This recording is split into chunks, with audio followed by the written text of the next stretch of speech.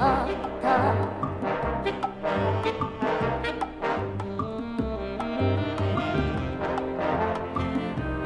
やかな丘を縫って駆けてくる馬車迎えに来るの迎えに来るのね誰かが私を連れて行くのね白い花の道へ風のふるさとへ連れて行くのね連れて行くのね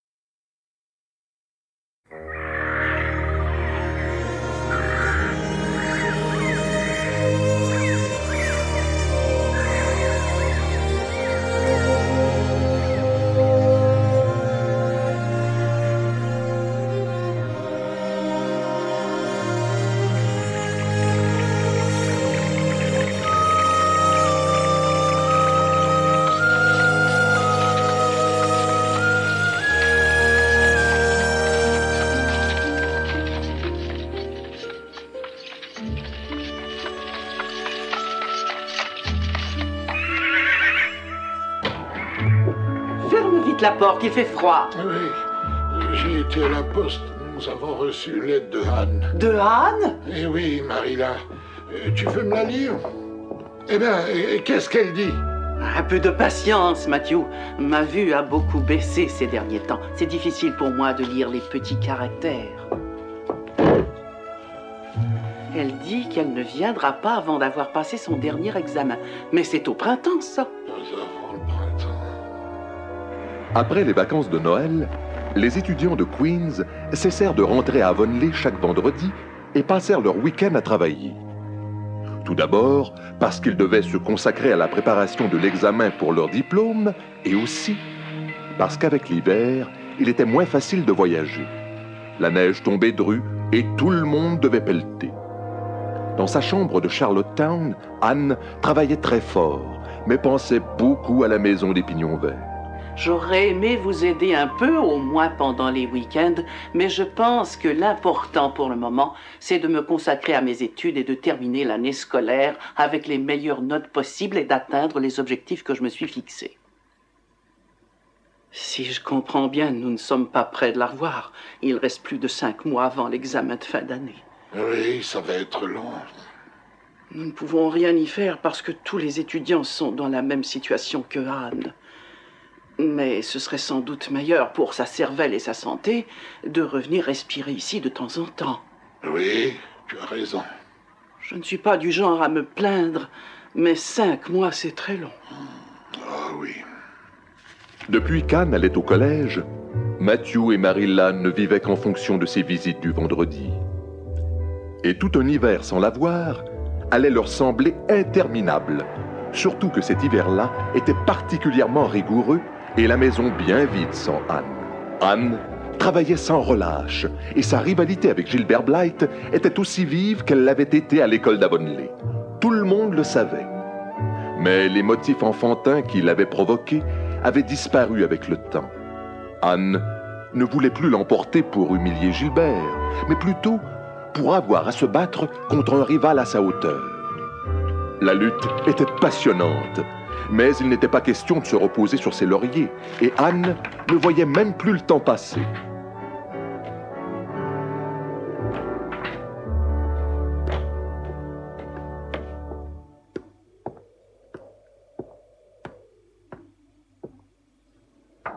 Anne? Oui? Il est 1h du matin, vous devriez vous coucher. Merci, je vais terminer ce que j'ai en train et j'irai au lit. Vous travaillez trop tard. Si vous ne dormez pas assez, vous allez vous abîmer la santé. Oh, ne vous faites pas de soucis pour moi.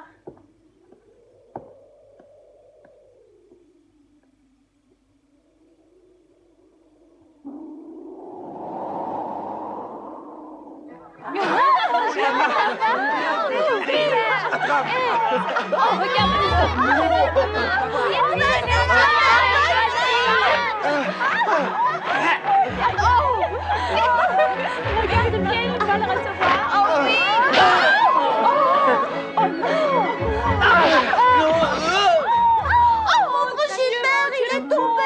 J'aimerais être bon garçon. Toutes les filles hurlent quand il tombe. Le Legend. Hier, dans la salle des professeurs, j'ai entendu dire que la médaille allait se disputer entre trois. Qui sont les trois étudiants? Gilbert en premier, bien sûr. Je n'en sais pas assez pour l'affirmer, mais il y a Gilbert, Lois Wilson et l'autre, c'est toi, Anne. J'étais sûre que tu en serais, Anne. Et j'espère bien que c'est elle qui l'aura pour l'honneur des filles. Moi aussi. Ne te laisse pas battre par les garçons, s'il te plaît. D'accord, mais il me sera vraiment très difficile de battre Gilbert. L'honneur des étudiantes de Queens est entre les mains de Anne Shirley. Je ne sais pas si je pourrais porter un aussi lourd fardeau. Si tu es déjà si pessimiste, les chances seront contre toi. Tu dois viser la victoire de toutes tes forces et ne travailler que pour ça. Je me demande pourquoi les choses sont toujours plus faciles pour les hommes.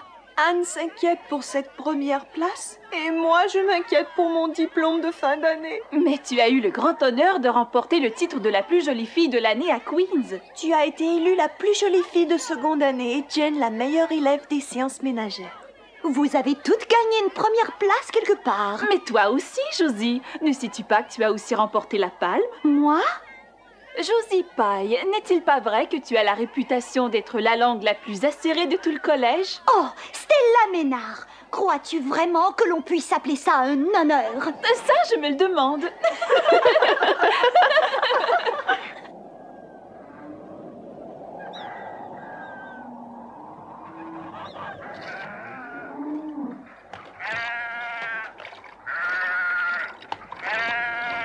Allons, cesse de faire autant de bruit.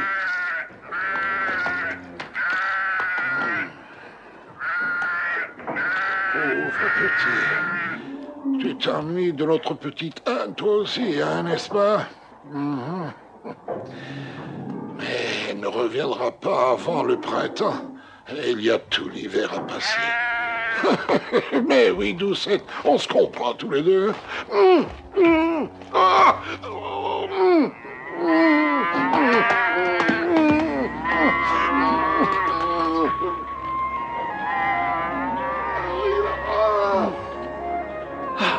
Matthew, qu'est-ce que tu as? Matthew!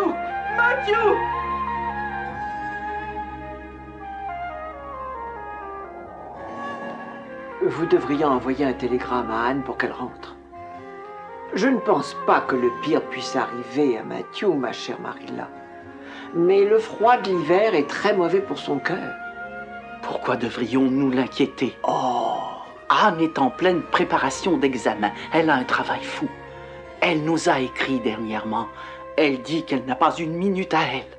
De toute façon, ce n'est pas la première fois que Matthew a un malaise. Vous avez peut-être raison. Mais ce que je veux dire, c'est que Anne vous serait plus utile ici que là-bas. Qu'allez-vous faire si son état empire? Je ne veux pas. Je ne veux pas qu'on fasse revenir Anne. Vous m'entendez, Madame Lind? Oui, oui. Voyons. Ne t'énerve pas, Matthew, c'est mauvais pour toi. Mais je ne m'énerve pas. Et puis, je vais mieux maintenant. Si on devait faire revenir Anne chaque fois que j'ai une crise, elle ne pourrait pas étudier calmement. Alors, je t'en prie, Marilla, laisse-la tranquille. Je suis d'accord avec toi, Matthew. Eh bien, pas moi. Jusqu'à ce que vous soyez complètement remis, Marilla devra tout faire. Couper le bois, s'occuper de la maison et des bêtes. Ne vous inquiétez pas pour moi. Oh, en tant que mère, je sais ce que vous pouvez ressentir. J'ai moi-même élevé 10 enfants. Mais vous en faites beaucoup trop pour cette fille. Mêlez-vous de ce qui vous regarde. Je suis désolé de causer des problèmes à Marilla. Je sais qu'elle ne peut tout faire. On trouvera une solution. Nous engagerons un aide jusqu'à ce que j'aille mieux. Que Dieu me pardonne! J'ai toujours su que vous étiez deux entêtés, deux têtes de mule, mais j'ignorais que l'instruction avait tant de prix à vos yeux. Et je dois dire, Matthew, que vous êtes encore très vigoureux quand vous remettez les gens à leur place. Presque chaque dimanche, Anne allait chercher Mademoiselle Barry chez elle, à Beechwood. Et elles allaient toutes deux assister au service religieux. C'était une excellente détente pour Anne. Un moment où elle était obligée de ne plus penser à ses chères études. As-tu des nouvelles des pignons verts? Est-ce que Matthew va mieux? Va mieux? Je parlais de son cœur. Je ne sais pas, il s'est passé quelque chose. Il a fait une crise cardiaque. Marilla était terriblement inquiète. Elle ne t'a pas écrit pour t'avertir? Ça fait longtemps que Matthew a des problèmes de cœur. Il a fait souvent des crises. Oh, mon Dieu, Anne, tu n'étais pas au courant, ma petite fille? Non, je n'en savais rien. Pouvez-vous m'en dire davantage, mademoiselle? Quelle sorte de maladie a Matthew? Est-ce que c'est très grave? Je n'en sais trop rien. Mais d'après ce qu'on m'a dit, il souffrirait d'angine de poitrine. C'est probablement dû à son âge, il n'est plus jeune, tu sais. D'angine de poitrine? Oui. Je pense que s'ils ne t'ont pas averti, c'est que son état n'est pas grave. De toute façon, Matthew et Marilla sont des gens merveilleux. S'ils ne t'ont jamais parlé de tout cela, c'était pour ne pas te troubler et t'empêcher d'étudier. Anne, calme-toi, mon enfant, tu n'as pas de souci à te faire pour Matthew. Assieds-toi, veux-tu, et finis ton dîner. Nous en reparlerons ensuite. Anne éprouvait un profond chagrin et des remords. Tout à ses problèmes personnels, elle n'avait jamais remarqué que Matthew souffrait du cœur depuis tant d'années. Elle craignait aussi que Marilla et Matthew lui aient caché la vérité pour ne pas l'inquiéter. Mais que l'état de Matthew se soit brusquement détérioré et qu'il soit devenu critique, il fallait qu'elle sache, et elle se rendit aussitôt à Avonlea.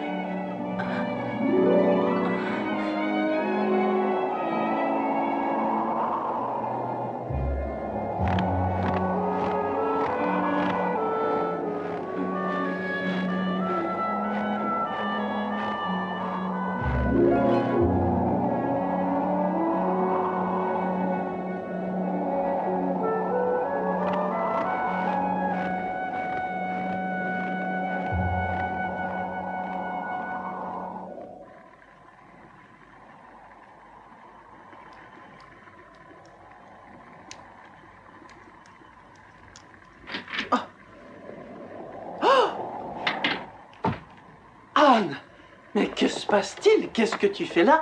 Pourquoi es-tu rentrée à la maison sans nous en avertir? Tu n'as pas bien agi, Marilla. Pourquoi ne m'as-tu rien dit? Je ne t'ai rien dit. De quoi parles-tu? De Matthew. Pourquoi ne m'as-tu pas écrit que Matthew était malade? Oh, je comprends. Comment l'as-tu appris? Par la tante Diana. Elle m'a dit qu'il y avait longtemps que Matthew souffrait d'angine de poitrine et qu'il a fait une crise. Et moi, pendant ce temps-là, j'étais tranquillement au collège sans rien savoir. Calme-toi.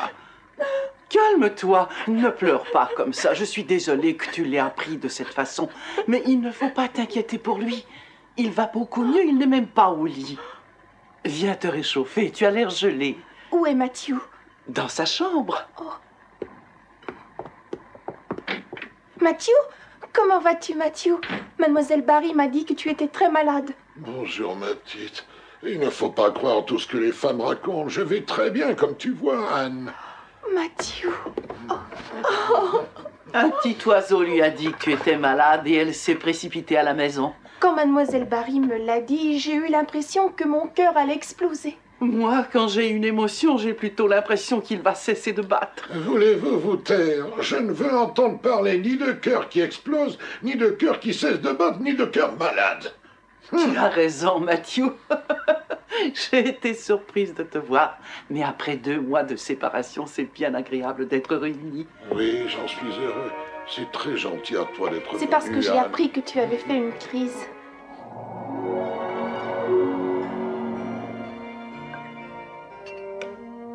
Mais l'angine de poitrine est une terrible maladie. C'est douloureux, n'est-ce pas? Oh, tu sais, la crise arrive soudainement. Tu as des douleurs dans la poitrine, mais dès qu'elle est passée, tout redevient normal. Il consulte un médecin, j'espère. De temps en temps. Oh non, il faut voir un médecin régulièrement. Et même le médecin dit que ce n'est pas nécessaire. On a toutes sortes de troubles quand on arrive à mon âge. Les uns, c'est le cœur, les autres, les reins ou l'estomac. Tu sais, il est normal de se détériorer quand on vieillit. Si on devait courir chez le médecin à chaque alerte, on passerait son temps sur les routes. Anne, tu vois, c'est pour cela que nous ne t'avons parlé de rien. Nous sommes habitués à ces crises, aussi ne t'inquiète pas. Et le mieux que tu puisses faire pour le cœur de Matthew, c'est de bien travailler, n'est-ce pas, Matthew? Bien sûr. Mais je vais t'avouer une chose, Anne. Je suis heureuse que ton anxiété pour Matthew t'ait fait revenir. Ah oui, moi aussi. Moi aussi. La visite inattendue de Anne apporta un peu de bonheur dans la vie solitaire de Matthew et Marilla. Tout à coup, les pignons verts retrouvaient la joie de vivre qui lui avait manqué ces derniers mois.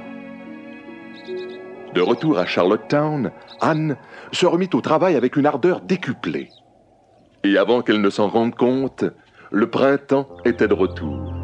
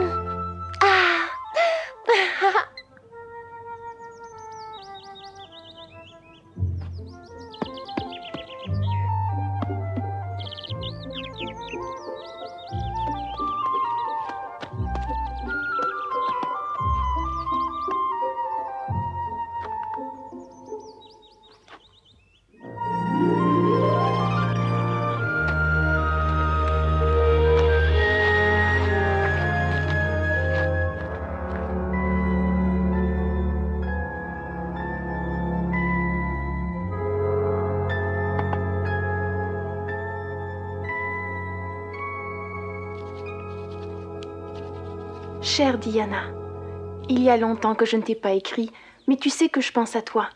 J'espère que tu vas bien. Bien qu'étant à Charlottetown, en pensant au chemin des amoureux, à la vallée des violettes et à la Reine des Neiges, je sens le printemps arriver à Avonlea. J'ai su que tu avais fêté ton anniversaire et cela m'a chagrinée de ne pas être à tes côtés pour cette occasion. L'examen de fin d'études arrive à grands pas et je suis bien préparée. Je vais essayer d'attendre les résultats sans trop de nervosité. Avec cette lettre, je t'envoie un petit présent que j'ai trouvé un jour en ville. Je suis sûre qu'il t'ira bien. Considère cette broche comme ton cadeau d'anniversaire, même s'il arrive un peu trop tard pour ça. Ta meilleure amie, Anne Shirley.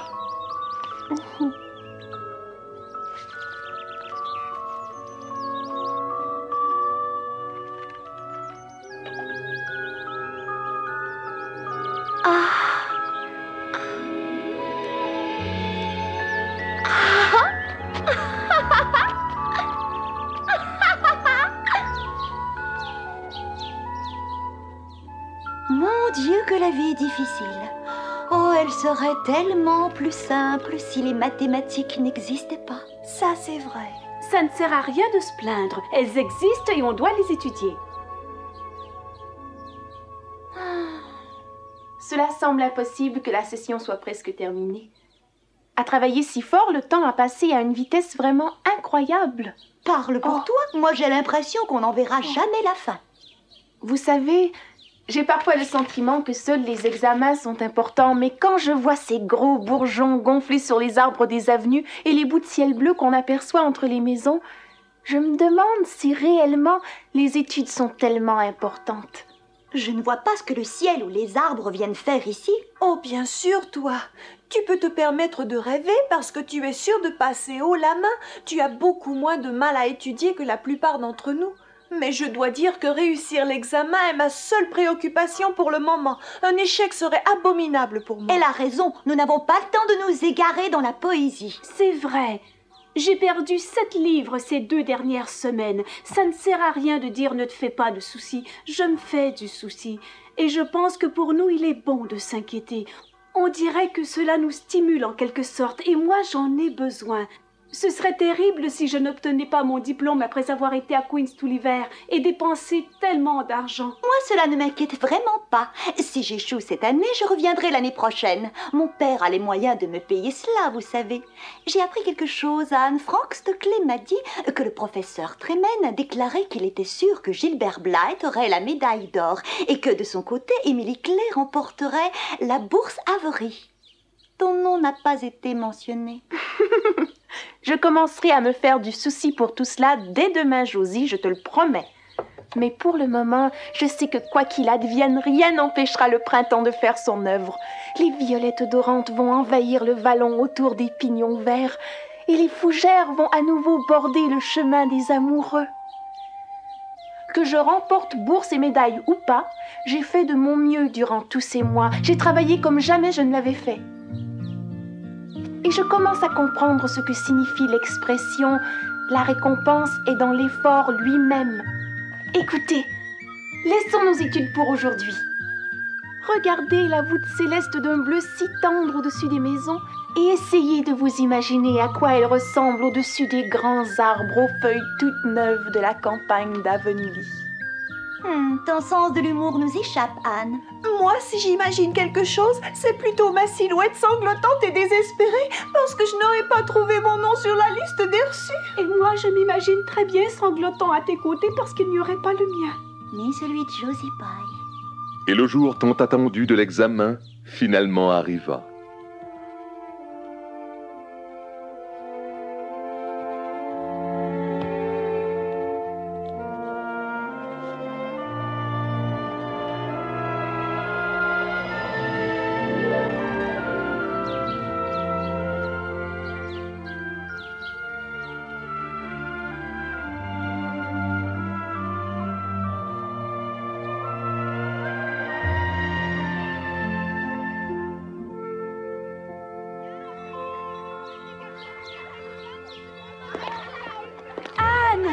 Alors, comment tu as trouvé l'examen? Ça t'a paru difficile? Quand je suis passée près de Gilbert Blythe tout à l'heure, il avait l'air content de lui. Et toi, Anne, ça s'est bien passé? J'ai fait de mon mieux, le sort en décidera. Moi, je n'ai même pas résolu la moitié des problèmes. Les craintes que j'avais semblent devenir réalité. Tu n'as pas à t'en faire. Si tu as échoué, tu recommenceras l'année prochaine. Oh, c'est vraiment superbe. Quel magnifique coucher de soleil.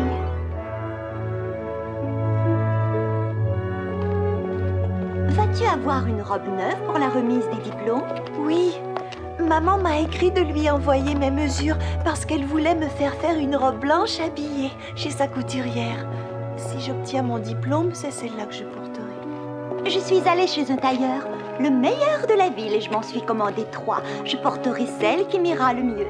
Je pense que ma robe bleue en taffetas fera l'affaire. Elle a été faite l'automne dernier, mais je l'aime beaucoup. Oui, je pense que c'est celle-là que je porterai. Anne ne s'intéressait pas à ce qu'elle porterait pour le grand jour. Elle se détendait après la tension de l'examen. Elle rêvait des 1000 possibilités que lui offrait l'avenir et marchait comme sur un nuage, dans la splendeur du soleil couchant.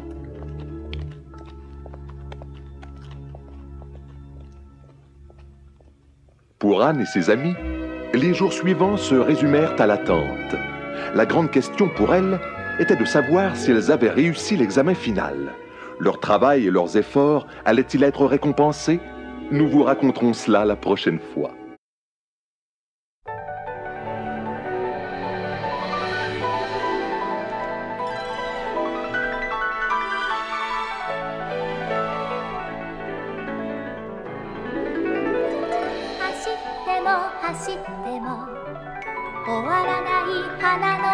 「水には遠く燃える雲はもっと遠く」